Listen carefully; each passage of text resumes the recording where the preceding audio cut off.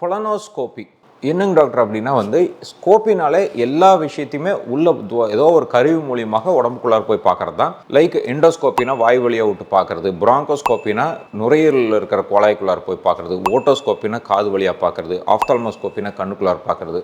இந்த மாதிரியான வரிசைகளில் குடலுக்குள்ளார பார்க்கறதுக்கு உண்டான பிரத்யேக கருவி தான் கொலனோஸ்கோபி. கோலன்னா பெருங்குடல், ஸ்கோப்பினா பார்க்கக்கூடிய கருவி. யூஸ்வலாக இந்த கருவியில் ஒரு ஃப்ளெக்சிபிள் டியூபாக இருக்கும். அந்த டியூப் அதில் டிப்பில் ஒரு கேமரா பொருத்தப்பட்டிருக்கும். அதை நம்ம வீடியோ மூலிமா பார்ப்போம். அந்த கேமரா இருக்கிறதுனால அதுக்கு இலுமினேட் பண்ணுறதுக்காக லைட்டுகளும் பொருத்தப்பட்டிருக்கும். ப்ளஸ் உள்ளே போய் தெளிவாக பார்க்கறதுக்கு ஏர் வேணுங்கிறதுக்காக ஏர் சேனல்ஸும் இருக்கும். ஏதாவது ப்ரொசீஜர் பண்ணணும் அப்படின்னா ஒரு சின்ன ப்ரொசீஜர் ஹோலும் அதுலேயே இருக்கும். ரொம்ப ஃப்ளெக்சிபிள் டியூப், நம்மளோட ஆசன வாய்க்குள்ளார போகிற அளவுக்கு உண்டான less than 1 centimetre size tube தான் இருக்கும். ரொம்ப வளைஞ்சு போகிறதுனால இது ஒரு ப்ராப்ளம் இல்லாத ஒரு கருவியாகத்தான் கண்டுபிடிக்கப்பட்டிருக்கு. கம்ப்ளீட் கொலானிக் டிசீஸ் எல்லாமே ரொம்ப துல்லியமாக இந்த கொலனோஸ்கோப்பிங்கிற கருவி மூலியமாக நம்மளால பார்க்க முடியும். கொலனோஸ்கோபி யாருக்கெல்லாம் பண்ண வேண்டி இருக்கும் அப்படின்னு பார்த்தீங்கன்னா 3 விஷயங்கள். ஒன்று அன்எக்ஸ்பிளைன்டு சிம்டம் இருக்கிறவங்களுக்கு, இரண்டாவது ஏதாவது ஒரு வியாதியை கண்டுபிடிக்கணுங்கிற ஒரு இன்டென்ஷனோட உள்ள பார்க்கறதுக்கு, மூன்றாவது ட்ரீட்மெண்ட் ப்ரொசீஜர்ஸ் பண்ணுறதுக்காக. அன்எக்ஸ்பிளைன் சிம்டம் இருக்கிறது யார் அப்படின்னு பார்த்தீங்கன்னா, ரொம்ப நாளாக நம்மளுக்கு வெயிட் லாஸ் ஆகிட்டே இருக்குது,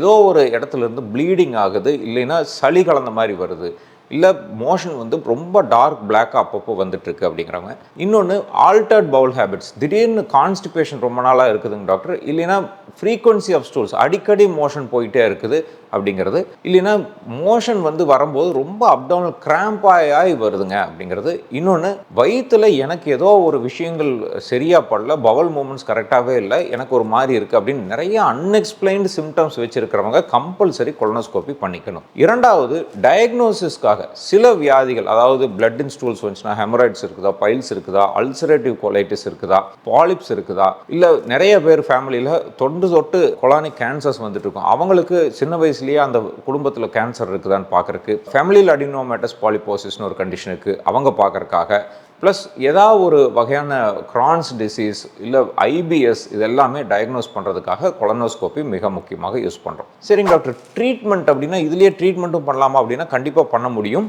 இதில் ட்ரீட்மெண்ட் ஆப்ஷன்ஸ் பார்த்தீங்கன்னா, ஃபஸ்ட்டு இம்பார்ட்டன்ட் ஒரு ப்ளீடிங் ஆகிற இடத்துல ப்ளீடை நம்மளால் நிறுத்த முடியும். ஸ்டினோசிஸ், ஸ்ட்ரிக்சர்ஸ், அந்த மாதிரி பெருங்குடல் சுருங்கின பகுதி பலூன் மூலியமாவோ ஸ்டென்ட் மூலியமாவோ அதை டைலேட் பண்ண முடியும். இல்லை ஏதாவது ஒரு அல்சரேட்டிவ் லீஷன்ஸ் இருந்ததுன்னா அது லேசர் மூலியமாக அதை அப்ளேட் பண்ண முடியும். இந்த மாதிரி ட்ரீட்மெண்ட் ஆப்ஷன்ஸ் கொலனோஸ்கோப்பியில் ரொம்ப அட்வான்ஸ்டாக இருக்குது. இன்றைக்கி ரொம்ப ஏர்லி ஸ்டேஜ் கேன்சர்ஸும் கூட உள்ளே போய் ஒரு ப்ரொசீஜர் மூலியமாக ஸ்மால் லீஷன் இருந்ததுன்னா அதையும் கூட கொலனோஸ்கோப்பியில் ரிமூவ் பண்ண முடியுங்க. கொலனோஸ்கோப்பி அப்படின்னு நம்ம அதுக்காக எப்படி ப்ரிப்பேர் பண்ணிட்டு போகணும் அப்படின்னா ரொம்ப முக்கியமானது நம்மளுடைய குடலை க்ளீன் பண்ணுறது. யூஸ்வலாகவே நம்ம ப்ரிப்பரேஷன் அப்படின்னோடனே ஃபஸ்ட்டு கொலனோஸ்கோபி பற்றி நம்ம டீட்டெயிலாக தெரிஞ்சுக்கணும். தெரிஞ்சதுக்கப்புறம் நம்ம ஏதாவது மெடிசின்ஸ் ஏதாவது எடுத்துகிட்டு இருக்கிறோமா அப்படிங்கிறத முன்கூட்டியே டாக்டர்கிட்ட கேட்டுக்கிட்டு அந்த மெடிசன் அன்றைக்கி ஸ்கிப் பண்ணணுமா இல்லை தொடர்ந்து சாப்பிட்டுக்கலாமா, டயபெட்டிக், சுகர், ஹார்ட்டு, நரம்பியல் மாத்திரைகள் எதுவாக இருந்தாலும் டிஸ்கஸ் பண்ணி அதை கரெக்டாக எடுத்துக்கணும். அடுத்தது நம்ம ஒரு ஓவர் நைட் ஃபாஸ்டிங்கில் இருக்கிறது ரொம்ப நல்லது. ஏன்னா நம்மளுடைய குடல் ஃபுல்லுமே மலத்தினால லோடாக இருக்கும். அதனால் ஃபாஸ்டிங் இருந்தோம்னா அந்த க்ளீனிங் ப்ரொசீஜர் ரொம்ப ஈஸியாக நடக்கும். க்ளீன் பண்ணுறப்போ கம்ப்ளீட்டாக 2 விதமான சொல்யூஷன்ஸ் தருவாங்க. ஒன்று பவுடர்ஸ் மாதிரியும் இருக்குது லாக்ஸேட்டிவ், இன்னொன்று ஃப்ளூயிட்லேயும் தண்ணி கலந்த மாதிரியும் ஒரு சொல்யூஷன்ஸ் கமர்ஷியலாக அவைலபிளாக இருக்குது. இந்த பவுடர் கலந்து இருக்கிறதுல நம்ம அதுலேயே இருக்கிற இன்ஸ்ட்ரக்ஷன் மேனுவலை பார்த்து தண்ணியில் கலந்து அந்த பவுடரை 1 லிட்டர்லேருந்து 2 லிட்டர்ஸ் வரைக்கும் அதை ப்ரிப்பேர் பண்ணி வச்சுக்கணும். தண்ணியாக வர்றதுலையும் நம்ம வாட்டர் கலந்து ப்ரிப்பேர் பண்ணி வச்சுக்கணும். இது எல்லாமே நம்ம குடிக்கிறதுக்கு ஏதுவான நம்மளுக்கு பிடிச்ச ஃப்ளேவரில் ஒரு ஆரஞ்சோ, லெமனோ, வாட்டர்மெலன் ஃப்ளேவர்ஸோ நிறைய ஃப்ளேவர்ஸில் வருது. அது நம்மளுக்கு பிடிச்ச ஃப்ளேவர்ஸை ஃபார்மசியில் வாங்கிக்கணும். இந்த ஃப்ளூயிட் குடிக்கும் பொழுது எப்போவுமே அவசரப்படக்கூடாது. ஏன்னா எல்லாருமே சீக்கிரமாக குடிச்சு முடிச்சிட்டோம்னா சீக்கிரம் வந்துடும் அப்படின்னு நினச்சி குடிப்பாங்க. அப்படி கிடையாது. அப்படி குடித்தோம்னா உடனடியாக ஃப்ளூயிட் வயிற்றுக்குள்ளார போய் கொஞ்ச நேரம் இரிட்டேட் ஆகி வாமிட்டில் வந்துடும், ப்ராப்பராக வாஷ் ஆகாமல் போயிடும். மினிமம் அந்த ஃப்ளூயிட் ஸ்டார்ட் பண்ணி முடிக்கிறதுக்கு ஒரு 1.5 to 2 hours மெதுவாக குடிக்கணும். அப்படின்னா என்ன அர்த்தம்னா ஒரு 10 minutes ஒன்ஸ் ஒரு அரை டம்ளர் குடித்தோம்னா போதுமானது. அது ஃபாஸ்ட்டாக கீழே இறங்க ஆரம்பிச்சிடும். எல்லா குடலில் இருக்கிற மோஷனையும் கழுவிட்டு வெளியே வர ஆரம்பிச்சிடும். இந்த ஃப்ளூயிடில் நம்ம காலையிலேருந்து சாப்பிடவே இல்லையே அப்படிங்கிற ஒரு பயம் எல்லாருக்குமே இருக்கும். யூஸ்வலாக இந்த ஃப்ளூயிடில் அவ்வளோ எனர்ஜி இருக்கும். அதனால் நம்ம நைட் சாப்பிட்டு அடுத்த நாள் காலையில் சாப்பிடாம இந்த ஃப்ளூயிட் குடிச்சிட்டோம்னாலே அடுத்த ப்ரொசீஜர் பண்ணி முடிச்சு ஈவினிங் சாப்பிட்ற சாப்பிட்ற வரைக்கும் நம்மளுக்கு தேவையான எனர்ஜி இந்த ஃப்ளூயிட்லேயே இருக்கும். அது வந்து நம்ம பாடி அப்சர்வ் ஆகிருக்கும். மிச்ச மோஷன் இதெல்லாம் தான் நம்மளுக்கு வந்து வாஷ் அவுட் ஆகும். அதனால ரொம்ப டயர்ட் ஆயிடுவோம் ஃப்ளூயிட் குடிச்சு எல்லாமே வாஷ் ஆனதுக்கப்புறம் அப்படிங்கிற ஒரு பயம் கண்டிப்பாக வேண்டியதில்லை. இந்த ஃப்ளூயிட் குடிச்சு முடிச்ச உடனே கொஞ்சம் கொஞ்சமாக சிப்ஸ் ஆஃப் வாட்டர் இப்போ மறுபடியும் எடுக்க ஆரம்பிச்சுக்கணும். கொஞ்சம் கொஞ்சமாக தண்ணி குடிக்க குடிக்க மறுபடியும் இன்னும் அது மிச்ச ஃப்ளூயிட்ஸும் வாஷ் அவுட் ஆகிட்டே இருக்கும். ஒரே இடத்துல படுத்துக்கிட்டே இருந்துட்டு ஒரே ரூமில் இருக்க வேண்டிய அவசியம் இல்லை. குடிச்சிட்டு நம்ம ஒரு வாக் போயிட்டு வர்றதோ எங்கேயாவது கடைக்கு போயிட்டு வர்றதோ எல்லாமே பண்ண ஆரம்பிச்சுக்கலாம். பட் மோஷன் வர ஆரம்பிச்சிருச்சு அப்படின்னா 15 மினிட்ஸ் ஒன்ஸ் வாஷ் ஆகி வந்துகிட்டே இருக்கும். அப்போ வந்து நம்ம வீட்டில் இருக்கிறது நல்லது. இதுலேயே நம்ம வந்து இந்த ப்ரொசீஜர் எங்கே பண்ணிக்கலாம் அப்படின்னா, ஒன்று வீட்லேயும் பண்ணலாம், இல்லைன்னா ஹாஸ்பிட்டலையும் போய் பண்ணலாம். ப்ரிஃபரபிளி வந்து நம்ம பண்ணிக்கூடிய சென்டர் நம்ம வீட்டுக்கு அருகாமையில் இருந்ததுன்னா வீட்டிலேயே பண்ணிட்டு முடிஞ்சதுக்கப்புறம் நம்ம ட்ராவல் பண்ணி போய்க்கிறது நல்லதாக இருக்கும். இல்லை நம்மளுக்கு லாங் டிஸ்டன்ஸாக இருக்குது அப்படின்னா ஹாஸ்பிட்டல்லையே நம்ம ஒரு ரூமில் வந்து அந்த வாஷிங் ப்ரொசீஜரை நம்ம மேற்கொள்ளலாம். சரி, இந்த வாஷ் எப்போ முடிஞ்சது அப்படின்னு தெரிஞ்சுக்கலாம் அப்படின்னா, கம்ப்ளீட்டாக வந்து இனிஷியலாக வந்து அந்த ஃப்ளூயிட் வந்து மலத்தோடு சேர்ந்து தான் வந்துட்டுருக்கும். கொஞ்சம் கொஞ்சமாக ஒரு 15 to 20 மினிட்ஸில் கம்ப்ளீட்டாக ஒரு எல்லோ கலர் மோஷனாக மாற ஆரம்பிச்சிடும். கடைசியாக கிளியர் ஒயிட்டாக மோஷன் வந்து போக ஆரம்பிச்சிடும். அது போய் ஒரு 15-20 மினிட்ஸுக்கு மறுபடியும் எந்த விதமான மோஷனோ ஃப்ளூயிடோ மோஷன் வழியாக வரல அப்படின்னா 15 to 20 மினிட்ஸ் கழிச்சு கம்ப்ளீட்டாக உங்களோட வாஷ் முடிஞ்சிருச்சுன்னு அர்த்தம். அப்போ உங்களுடைய அசிஸ்டண்ட் கிட்ட சொன்னோம்னா அவங்க வந்து உங்களோட கொலனோஸ்கோபிக் ப்ரிப்பேர் பண்ண ஆரம்பிச்சிருவாங்க. ஸோ இந்த வாஷிங் டெக்னிக்கை ரொம்ப ஸ்ட்ரிக்டாக நீங்கள் வந்து ஃபாலோ பண்ணணும். ஏதாவது டவுட்ஸ் இருந்ததுன்னா கண்டிப்பாக உங்களோட சிஸ்டர்ஸ் கிட்டேயோ ஃபோன்லேயோ நீங்கள் வந்து கண்டிப்பாக கன்சல்ட் பண்ணி கேட்டுக்கலாம். கொலனோஸ்கோபிக் பண்ணும்பொழுது என்ன மாதிரியான ப்ரொசீஜர் நம்மளுக்கு வந்து அங்கே நடக்கும், அன்னைக்கு நம்மளுடைய டே எப்படி இருக்கும் அப்படின்னு பார்த்தீங்கன்னா, ஃபஸ்ட்டு இம்பார்ட்டன்ட் வந்து நம்ம கொலனோஸ்கோபிக் ப்ரிப்பேர் பண்ணும்போதே இந்த மாதிரி வீடியோஸ் எல்லாமே பார்த்து அப்படின்னா என்னங்கிறத தெளிவாக புரிஞ்சுக்கணும். அடுத்தது அந்த கொலனோஸ்கோபிக் ப்ரிப்பரேஷன் எப்படி பண்ணணுங்கிறதும் தெளிவாக தெரிஞ்சுக்கணும். அதுவும் நம்மளோட வீடியோஸில் நம்ம டிஸ்கஸ் பண்ணியிருக்கிறோம். அடுத்தது நம்ம கொலனோஸ்கோபிக் டே அன்னைக்கு நம்மளுடைய மெடிசன்ஸ் ப்ராப்பராக எடுத்துக்கணும். நம்மளுடைய சிம்டம்ஸ் என்னென்னலாம் இருந்தது, எதற்காக கொலனோஸ்கோபி பண்ணுறோம் அப்படிங்கிறத கொலனோஸ்கோபி பண்ணக்கூடிய கேஸ்ட்ரோன்ட்ராலஜிஸ்ட் கிட்ட கண்டிப்பாக நம்ம டிஸ்கஸ் பண்ணியிருக்கணும். ப்ளஸ் நம்மளோட மெடிசன்ஸ் என்னென்னலாம் எடுத்துகிட்டு இருக்கிறோங்கிறதையும் நம்ம டிஸ்கஸ் பண்ணியிருக்கணும். அப்புறம் கன்சென்ட் ஃபார்ம் நம்மளுடைய ஒப்புதல் படித்தத்தை ஃபுல்லாக படித்து பார்த்து அதை வந்து நம்ம சைன் பண்ணியிருக்கணும்.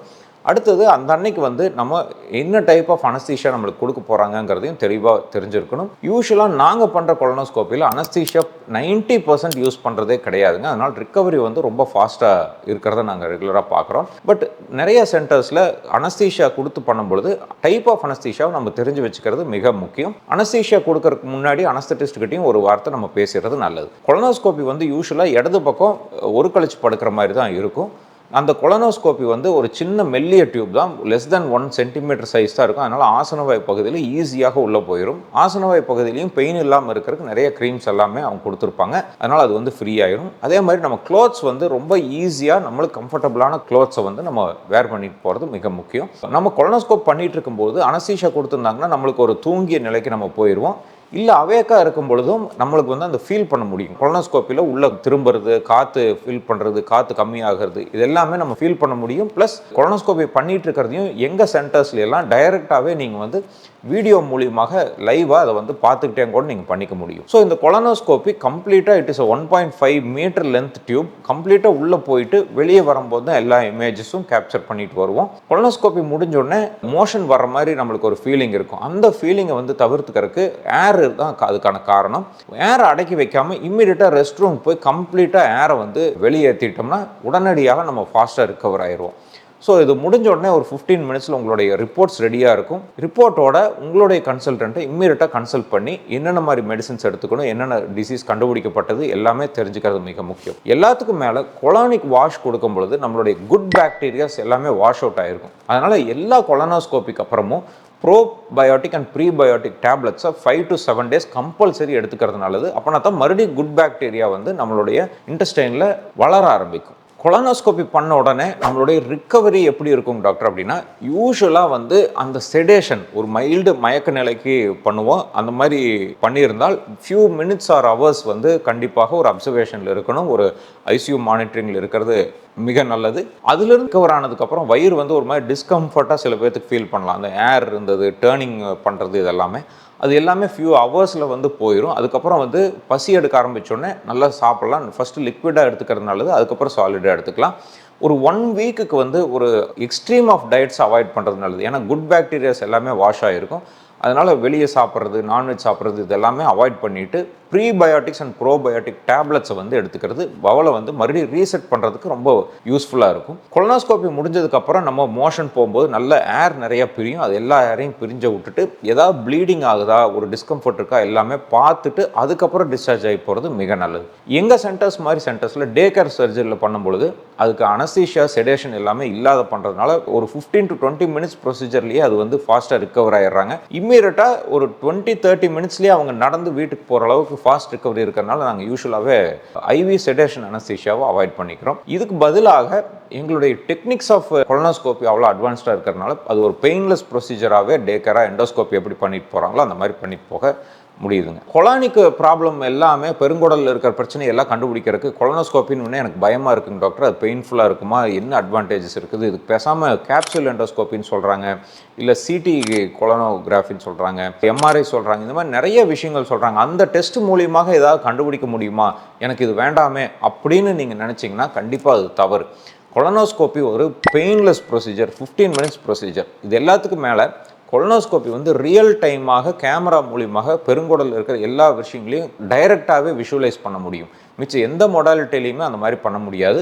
அந்த மாதிரி விஷுவலைஸ் பண்ணுறதுலையும் நம்மளுக்கு வந்து பார்த்திங்கன்னா ஏதாவது டவுட்டுகள் இருந்தால் டெஸ்ட்டுகளுக்கு பயாப்சி எடுக்க முடியும். ஏதாவது ப்ளீடிங் பாயிண்ட்ஸோ ஏதாவது இருந்தால் இம்மீடியட்டாக அதை ட்ரீட்மெண்ட்டும் பண்ண முடியும். ஸோ இந்த மாதிரி ஒரு பிக்கஸ்ட் அட்வான்டேஜ் இருக்கிறதுனால கொலனோஸ்கோப்பிக்கு மாற்றாக வேறு எந்த டெஸ்ட்டுமே கண்டிப்பாக யூஸ்ஃபுல்லாக இருக்காது. அப்படி இருந்தாலும் அது உங்களுடைய நெசசிட்டியை 100% பூர்த்தி செய்யாத ஒரு விஷயமா தான் இருக்கும். கொலனோஸ்கோப்பி ஒரு வலி மிகுந்த ப்ரொசீஜரா கண்டிப்பாக கிடையாதுங்க. ரீசன்ஸ் என்ன அப்படின்னா வந்து கொலனோஸ்கோப்பி வந்து நேச்சுரலான ஆரிஃபைஸில் பண்ணக்கூடிய ஒரு விஷயம் தான். நார்மலாகவே ஒரு பெருங்குடல் வந்து ஒரு 3 சென்டிமீட்டர் அகலம் இருக்கும். ஆசனவாயும் விரிவடையும் போது 1 சென்டிமீட்டருக்கு மேலே இருக்கும். பட் கொலனோஸ்கோப்போட சைஸே வந்து ரொம்ப சின்னது, லெஸ் தென் 1 சென்டிமீட்டர் தான் இருக்கிறனால தாராளமாக அதுக்குள்ளார போயிட்டு வரும். ப்ளஸ் அது வந்து ஃப்ளெக்சிபிள் டியூப், ரொம்பவே வளையக்கூடிய ஒரு டியூபாக இருக்கிறனால குடல் எந்தெந்த இடத்துலையெல்லாம் வளையுதோ அதே இடத்துல கொலனோஸ்கோப்பியும் வளைஞ்சு கொடுக்கறனால அது எந்த ஆர்கனையுமே வந்து ஒரு ஸ்ட்ரெயின் பண்ணிட்டு உள்ளே போகிற மாதிரி இருக்காது. அது மட்டும் இல்லாமல் இன்றைக்கி ரொம்ப நவீன அனஸ்தீஷியா டெக்னிக்ஸ், செடேஷன்ஸ் இதெல்லாமே இருக்கிறதுனால இன்கேஸ் ஆஃப் பெயின் இருந்தாலும் அந்த மருத்துவர் வந்து உங்களுக்கு அந்த பெயின் ரிலீவிங் இதெல்லாமே கொடுக்க முடியும்.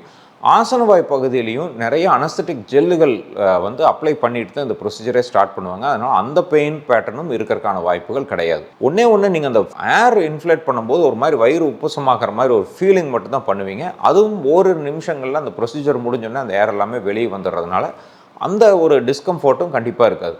அதனால் கொலனோஸ்கோப்பிங்கிறது கம்ப்ளீட்லி பெயின்லெஸ் ப்ரொசீஜராக தான் இருக்கும். Day care procedure, 15 minutes procedure, இம்மீடியட்டாக வீட்டுக்கு போகிற மாதிரியான ஒரு ஆஃபீஸ் ப்ரொசீஜராக தான் அது வந்து அமையுங்க. கொலனோஸ்கோப்பி அப்படின்னு எண்டோஸ்கோப்பியா கொலனோஸ்கோப்பியான்னு நிறைய பேர் ஒரு டவுட் கேட்பாங்க. அதுக்கு என்ன ரீசன் அப்படின்னா வந்து ரெண்டுமே ஒரே டிபார்ட்மெண்ட், ஒரே குடலுக்கு பார்க்குறது, ஒரே டாக்டர் பண்ணுறது, அதனால் அந்த டவுட் இருக்கலாம். யூஸ்வலாக எண்டோஸ்கோப்பி அப்படிங்கிறது மேல் வாய் வழியாக விட்டு குடலின் 3இல் 1 பகுதியை பார்க்குறது. அதாவது வாய், தொண்டை, உணவு குழாய், இரைப்பைக்கும் உணவு குழாய்க்கு இருக்கிற ஜங்ஷன், இரைப்பையோட எண்டு போர்ஷன் பைலோரஸ், அப்புறம் சிறுகுடலோட ஆரம்ப பகுதி டியோடினம், இது எல்லாமே பார்க்கறது எண்டோஸ்கோப்பிங்கிறதுங்க. கொலனோஸ்கோப்பிங்கிறது பெருங்குடலை பார்க்கக்கூடிய ஒரு கருவி. அதாவது ஆசனவாய் வழியாக கேமரா பொருத்தப்பட்ட கேமராவை செலுத்தி ஆசனவாய், மலக்குடல், வளைவு குடல், பெருங்குடல், சின்ன சின்ன வளைவுகள், கல்லீரல் கொண்டான வளைவுகள், மண்ணீரல் கொண்டான வளைவுகள், சிறுகுடலும் பெருங்குடலும் ஜாயின் பண்ணுற பகுதி, இந்த மாதிரி எல்லாமே பார்க்கக்கூடியது கொலனோஸ்கோப்பிங்கிறது. இது ரெண்டுத்துக்கும் மத்தியில் இருக்கிறதா சிறுகுடல் பகுதி. இது பார்க்குறதுக்கு வேறு வகையான டெஸ்ட்டுகள் அமைந்திருக்குங்க. கொலனோஸ்கோப்பியில் என்னென்ன உறுப்புகள் எல்லாம் நம்மளால் பார்க்க முடியும் அப்படின்னா, பொதுவாக ஆரம்ப பகுதியான ஆசன வாயில் ஏதாவது வெடிப்புகள் இருக்கா, பைல்ஸ் இருக்குதா, இதெல்லாமே பார்க்க முடியும். அதிலிருந்து கொஞ்சம் உள்ளே போனோம்னா மலக்குடல், ரெக்டம்னு சொல்லுவோம். அதுக்கப்புறம் வந்து வளைவு குடல், சிக்மாய்டு கொலன்னு சொல்லுவோம். அதுக்கப்புறம் 3 ஸ்டேஜஸ் ஆஃப் பெருங்குடல், ascending colon, transverse colon and descending colon, 3 விஷயங்களையும் பார்க்க முடியும். இது இல்லாமல் இந்த குடல் வந்து வளையக்கூடிய ஒரு இடங்கள், அதாவது மண்ணீரில் இருக்கிற இடத்துல வளையும், ப்ளஸ் கல்லீரில் இருக்கிற இடத்துல வரையும், இது ரெண்டையுமே பார்க்க முடியும். பெருங்குடலோட ஆரம்ப பகுதியான சீக்கம் அப்படிங்கிற பகுதியும் பார்க்க முடியும். அடுத்தது பெருங்குடலும் சிறுங்குடலும் சேர்ற இடம், ஐசி ஜங்ஷன் அப்படின்னு சொல்லி அதையும் பார்க்க முடியும். முடிந்தால் சிறுகுடலோட முடிவு பகுதியும் உள்ள பார்த்துட்டு வர முடியும். இத்தனை விஷயங்களையுமே ரொம்ப துல்லியமாக ஒரு 15 நிமிஷ ப்ரொசீஜராக இந்த விஷயத்தை நம்ம வந்து கம்ப்ளீட்டாக கிளியராக ரியல் டைம் கேமராவில் 4K ரெசல்யூஷனில் அவ்வளோ கிறிஸ்டல் கிளியராக பார்க்கக்கூடியது தான் கொலனோஸ்கோப்பிங்கிறதுங்க. இந்த வீடியோ பதிவில் கொலனோஸ்கோபி பற்றி நிறைய விஷயங்கள் டிஸ்கஸ் பண்ணியிருக்கிறோம். ஏதாவது சந்தேகங்கள் இருந்தால் எங்களோட யூடியூப்பில் இருக்கிற கொலனோஸ்கோப்பிங்கிற பிளேலிஸ்ட்டில் போய் கம்ப்ளீட்டாக பார்த்து தெரிஞ்சுக்கோங்க. டவுட்ஸ் இருந்தால் கமெண்ட் செக்ஷனில் கேள்விகளாக கேளுங்க. தொடர்ந்து பேசலாம். ஆரோக்கியமான வாழ்க்கை வாழ அன்பு வாழ்த்துக்களுடன் டாக்டர் அசோக். நன்றி, வணக்கம்.